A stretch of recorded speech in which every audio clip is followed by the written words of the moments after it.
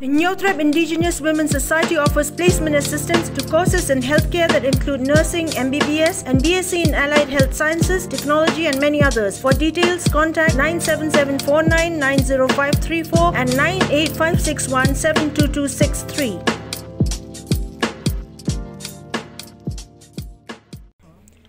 Member of the BJP party Rocky Hegg, along with party workers, had visited the A.W. Thomas Children's Home at Jaya Ulum Sintiu, Shillong on 14th November 2021 on account of Children's Day. Toys and edible food items were distributed by the BJP members to all children present during the occasion. Speaking at the gathering, BJP member Rocky Hegg expressed his gratitude to God for enabling the team to be with the children on their special day. Hegg encouraged each one of them to walk the right path in life and to make prayer a priority so that as young ones, they will not be misled by negative forces that exist in society.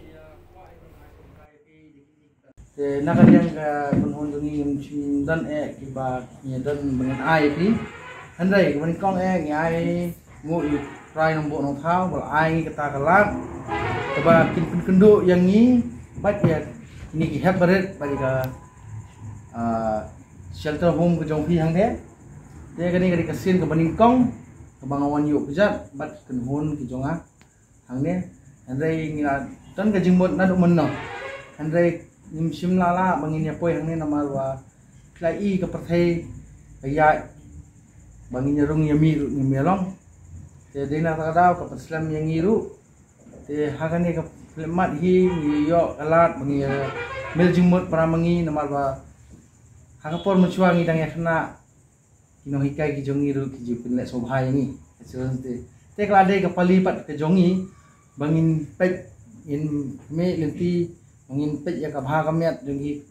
kena di have berat namar bagani ka shelter home ni so bon ba pi syuri kusbat mo te di one underprivileged te nakaliang ke jongi hi nglatin baik bat ni ong ba hi ko bangin wan